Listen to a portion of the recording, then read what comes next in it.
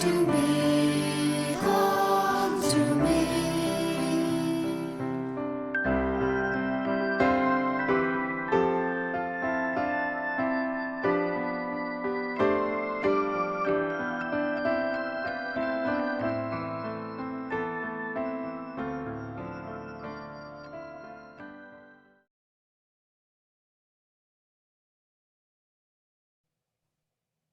Good morning. Welcome to the Umpqua Unitarian Universalist Congregation. This is Sunday, October 3rd, and I'm Glennis Peterson, your service leader today. Our speaker this week is Donna Smith. And now Donna will be available at the after-service discussion, so we hope you'll join us.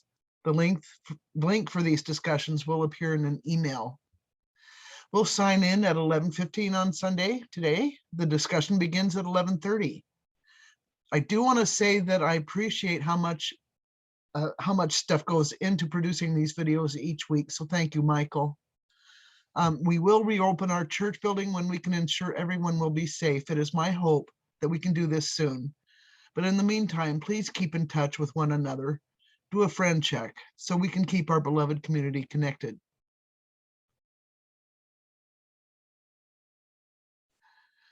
Fire consumes and casts a bright light. May our chalice flame consume our regrets for the past, our fears about the future, and our worries about today. May it light for us a path of joy and peace.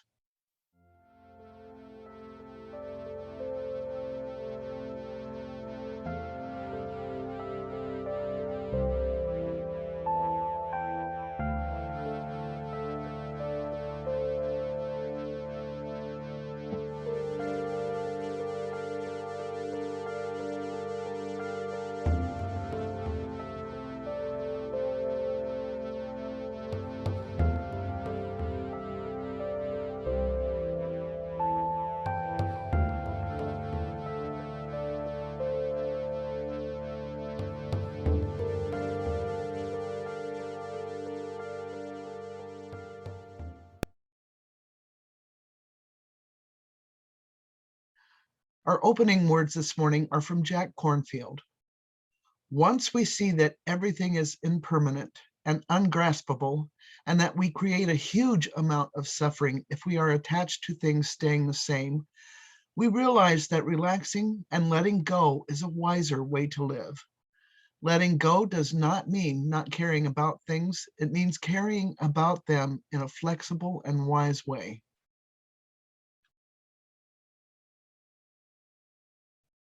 And now I would like to introduce Donna Smith. She is a Unity Worldwide Ministry spiritual leader whose training focused on pastoral care. She is most happy when she can help others find peace and joy in their lives. She is also a Unity chaplain, a Taizé prayer leader and trainer, a Reiki master and practitioner, a nonviolent communication teacher, a student and teacher of A Course in Miracles, and is active in our Cares and Concerns ministry. Good morning, my UU friends. I wish I could be with you this morning, but I'm holding the vision that will be soon. Today I want to share with you some thoughts about unraveling our suffering. Why do humans suffer so much? This has been a question that many have tried to answer throughout the ages, and yet we still suffer. We are, in fact, biologically hardwired not to suffer. When we feel conflict or anxiety, our bodies get tense, our breathing changes, our heart rate changes, and our bodies send signals that something's not right. So we are biologically being told that we need to change what is not right in order to come back into balance. We are actually wired to be happy. When we are happy, our bodies operate at their optimum levels. We are healthier, more energetic, more peaceful, and much more loving. This is the same self that can experience both happiness at times and suffering at times. So why then do so many choose to stay in a state of suffering, overtly showing suffering or holding on to it at a very deep level? To answer that, we need to ask ourselves the question, where is the place from which suffering arises? And we only have two choices. It arises outside of ourselves, or it arises from within ourselves. When a soul comes into physicality, a child is born, and that child begins the process of becoming an individuated being. In the beginning, it does not recognize this, but it then begins to learn about being human. It learns that it is separate from others. It learns how to be a human by absorbing the teachings of its parents, its teachers, its peers, and the world. It learns about human values, mores, thought systems, what is right, what is wrong, what should be and what shouldn't be, who should have done what and who shouldn't have done what, and so on and so on. This is a child's initiation into life. And as a child grows older, it develops an ego structure, which is a sense of separation. This process makes one feel separate and different, and it can make a child feel very lonely and unworthy. This feeling of separation gives rise to suffering. We view existence as something that is other than what we are and as a potential threat. Seeing existence as a potential threat breeds a sense of alienation and fear, which in turn breeds conflict and suffering. The sense of separation from all else is a misperception of self and is the basis of suffering. Adyashanti writes in his book, Falling into Grace, but that's where the potential misperception begins, because when we're given a name, we intuitively put it right onto that sense of self, and now our sense of self has a name, and then it has an age. And as life goes on, it has a thing we call a history. The older we get, the more dense the sense of a separate self gets.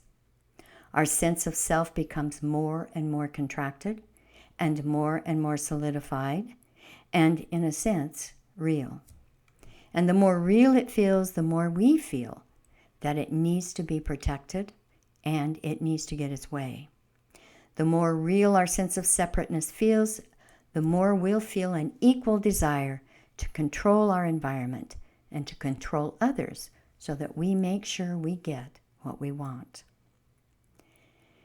This sense of separate self we call ego is just a state of consciousness.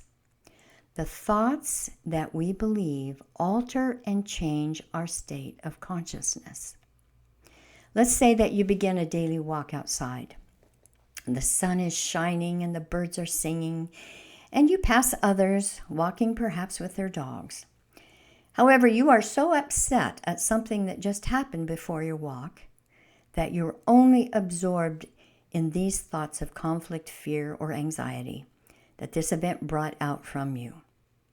You don't feel the warmth of the sun, you don't hear the singing of the birds, or hear the people saying hello as they pass by. You are in a state of egoic consciousness, separation. If you can bring your awareness back into the present moment and feel the sun, hear the birds, and greet the people passing by, your consciousness will change from a sense of separation to a sense of oneness. Your whole body will move from tense and unhappy to relaxed and happy. And when you do this, the sense of suffering you were just experiencing will actually disappear. This is what the heart-brain coherence does for us. It brings us back to the present moment and a sense of peace and joy. And that is an entirely different consciousness than the egoic consciousness. Adyashanti continues, so we move in a world where almost everyone we meet will be reflecting back to us this egoic sense of consciousness. To find liberation, we must wake up from this dream that our mind creates, that we're something separate from everything around us. This is the only way we can begin to find a way out of suffering. So let's look at the past, which we all have. The past is only a collection of past thoughts that we bring forth into our present moment. When you are not thinking out about the past, it is literally not there. What the mind is replaying is a mental representation of the past, not the actual past itself. When you stop thinking, all there is now. We have to actually conjure up an idea of yesterday for it to exist. And when we remember a yesterday, we think that it really exists and that we remember it exactly as it happened. But studies show that we do not remember the past accurately. One well-known experiment involved college students. They were read a short story, and all they had to do was repeat the story. They were asked to repeat the story 1 minute after they heard it, and then at intermittent times thereafter, 5 minutes, 1 hour, etc., up to 2 weeks. The study showed that when they repeated the story after 1 minute, there were the beginnings of distortion. After 2 weeks, the story was so distorted that you almost couldn't imagine that the retelling ever came from the original story. My sister and I laugh a lot when we try to recall the past. She says that it happened this way, and I said, no, it happened this way. And in a sense, it happened for each of us the way that we remember it. However, the original event is more than likely not at all like we remember, because our minds are very good at distorting the past over time. Beyond the most basic observation that it is our thoughts that bring about our suffering, especially the thought of separation, there are 3 ways that we suffer. The first way is the illusion of control. As soon as we imagine ourselves separate from life and other things, we naturally want to control all that is outside of us so that we feel safe, we feel secure in this world that we live in. However, as Adyashanti says, the reality is that we don't have any control.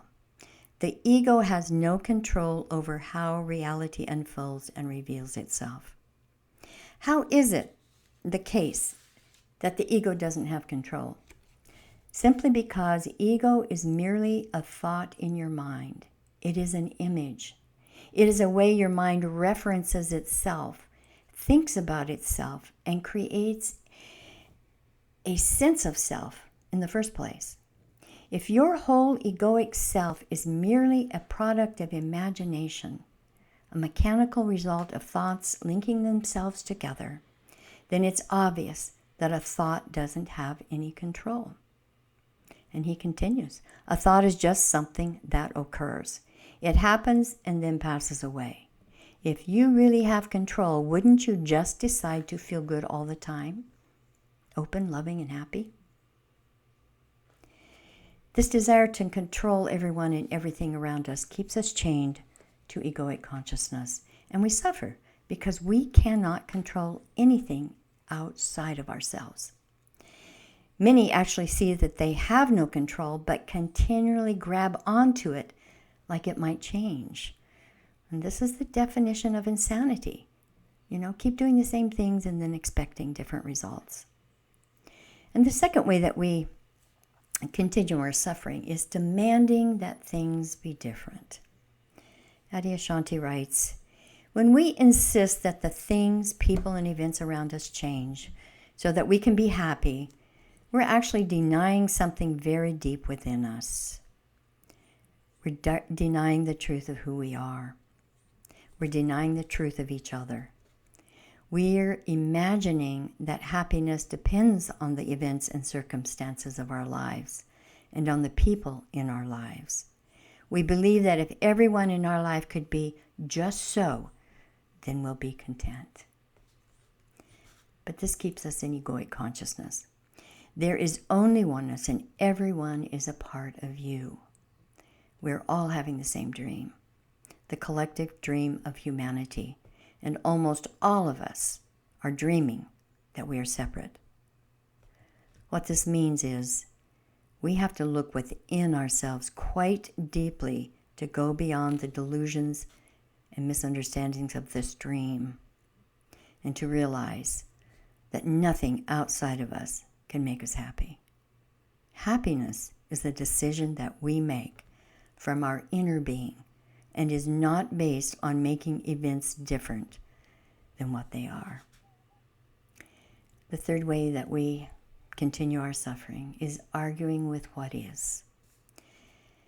There is no way to argue with this moment and not suffer. And that goes for the past also.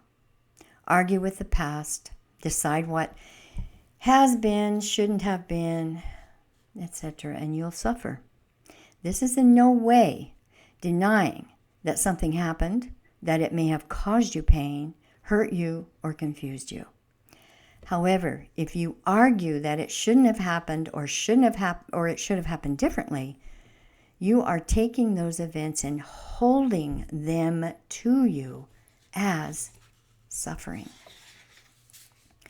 As Adyashanti writes, but as soon as we say something shouldn't be happening, we've locked ourselves into an extremely narrow mindset with very few options.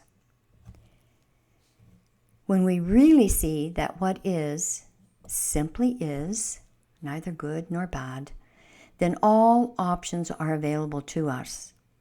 We can then respond to life in a wise and loving way. It doesn't mean that we just say to ourselves what is, and we do nothing. When we see and stay with what is, it actually opens up creative responses, new ways of seeing and engaging with what is, which aren't based on separation or denial or trying to control, but instead are sourced in the human heart in love, compassion, and wisdom. As we rise in consciousness, we see things quite differently than we do when we are in egoic consciousness.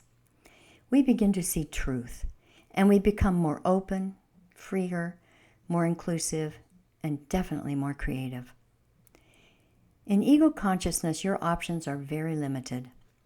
In higher consciousness, your options are unlimited. We must transcend the egoic consciousness if we are to bring peace, happiness, and the end of wars and suffering to humanity. And as you can see in this egoic consciousness, which has prevailed for a very long time, we still have hunger, we still have wars, and we still have suffering. There's also another type of suffering called generational suffering. This is suffering that is handed down from generation to generation that goes back as far as we can imagine to even our original ancestors themselves.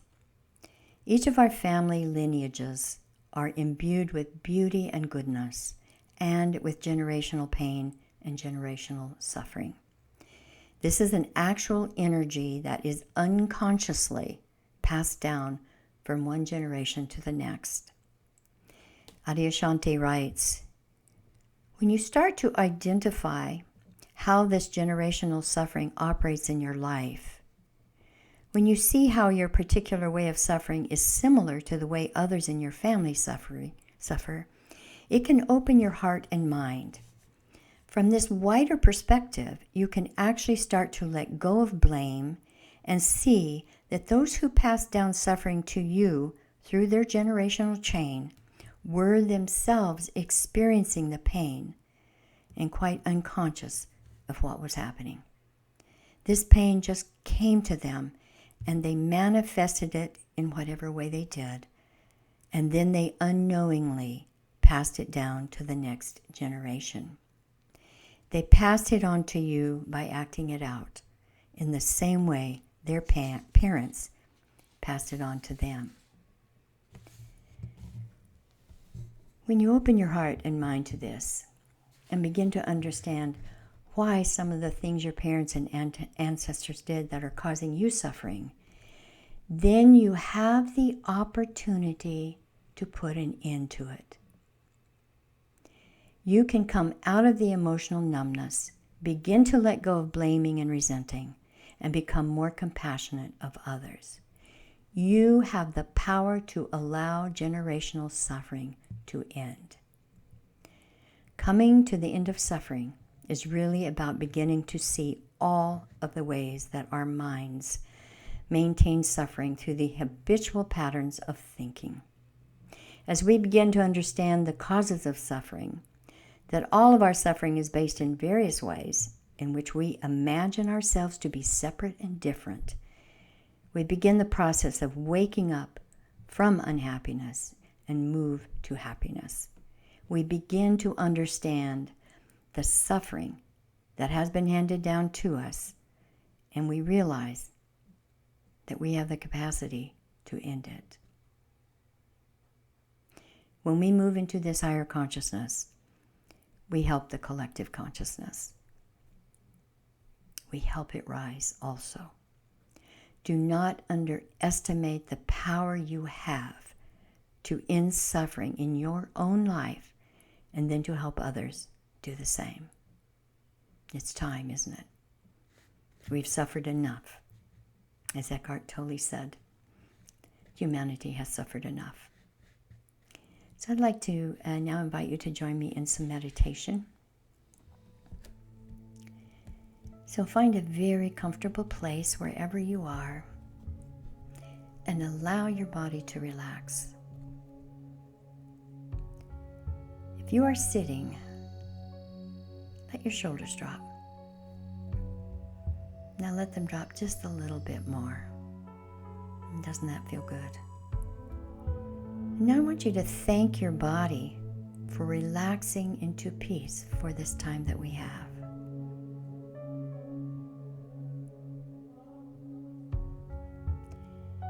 Bring your attention to your heart.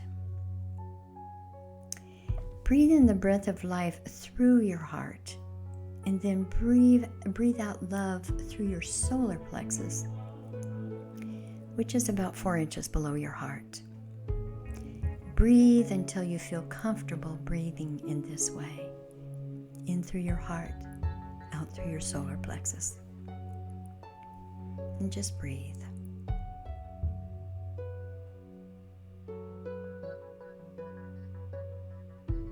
And now, as we always do, let's think of someone or something that brings a very real sense of genuine appreciation, love, or joy to you.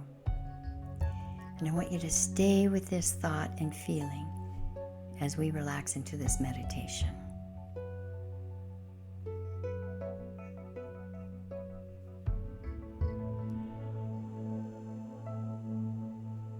It feels good, and you've just entered into coherence. You've just entered into your greatest wisdom.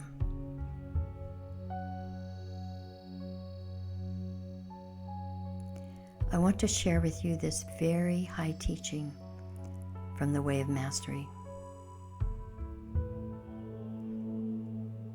I ask that you keep your heart and your mind open to these words. Have you suffered because God has chosen it? Not at all. For in truth, and please listen carefully, suffering does not exist. Only the reality of love can exist.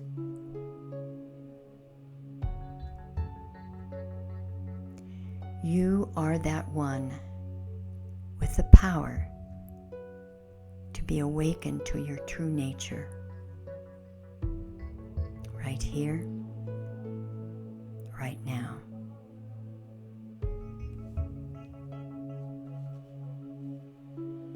Only when you have given up attachment to all form and merely make the decision to abide in the simple knowledge that you are that one, only then does knowledge permeate your awareness.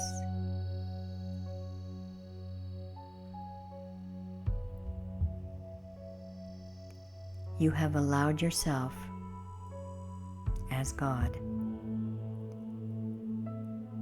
to formulate shapes of experience merely to experience it.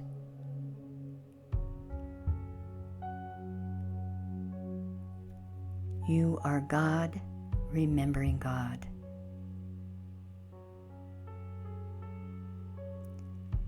every tear that you have cried,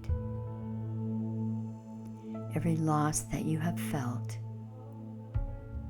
is yet only God choosing to have the experience.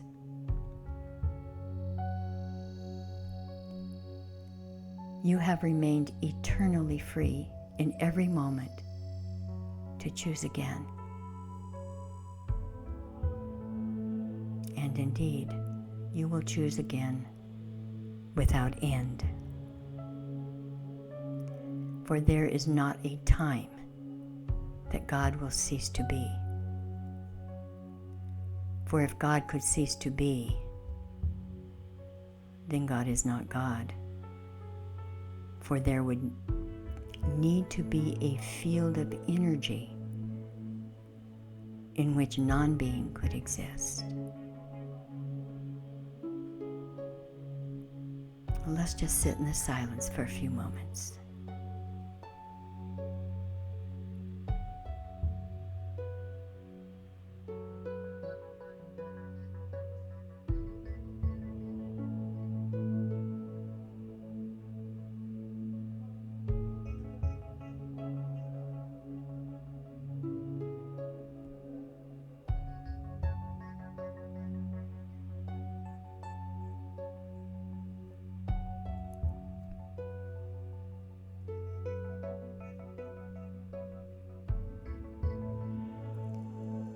As you bring your attention back to wherever you are, I hope you will remember the power that you have to create a joyful, happy, abundant life without suffering.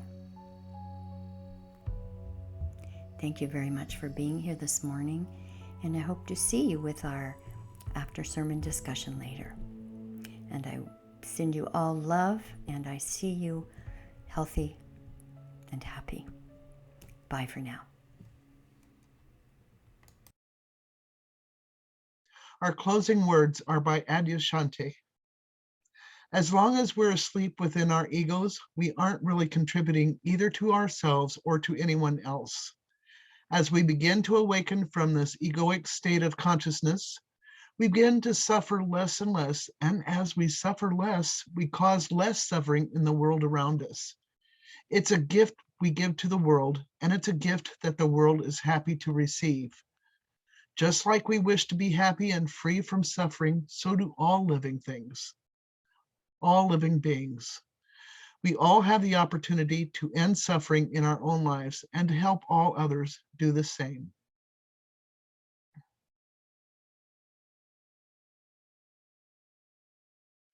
When the candle dims, the wax almost spent, the light turns amber like a sunset. Still, it provides light. Still, it provides heat. Still, it can kindle new flame and pass its glow on and contribute to new illumination. When sunsets turn to new days, when seasons transform all, when the candle dims, all is not lost. Hope continues, uncertain and true, like candlelight, ready to spark again. All is not lost.